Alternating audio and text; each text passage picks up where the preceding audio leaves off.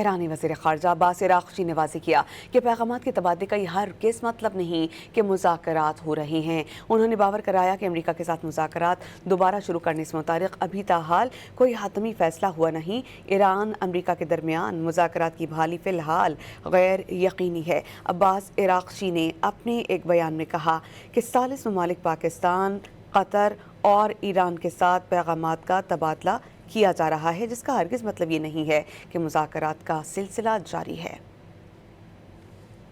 ایرانی وزیر خارجہ عباس عراقچی نے واضح کیا کہ پیغامات کے تبادلے کا یہ ہرگز مطلب نہیں کہ مذاکرات ہو رہے ہیں۔ انہوں نے باور کرایا کہ امریکہ کے ساتھ مذاکرات دوبارہ شروع کرنے سے متعلق ابھی تاحال کوئی حتمی فیصلہ ہوا نہیں۔ ایران امریکہ کے درمیان مذاکرات کی بحالی فی الحال غیر یقینی ہے۔ عباس عراقچی نے اپنے ایک بیان میں کہا کہ ثالث ممالک پاکستان، قطر اور ایران کے ساتھ پیغامات کا تبادلہ کیا جا رہا ہے، جس کا ہرگز مطلب یہ نہیں ہے کہ مذاکرات کا سلسلہ جاری ہے۔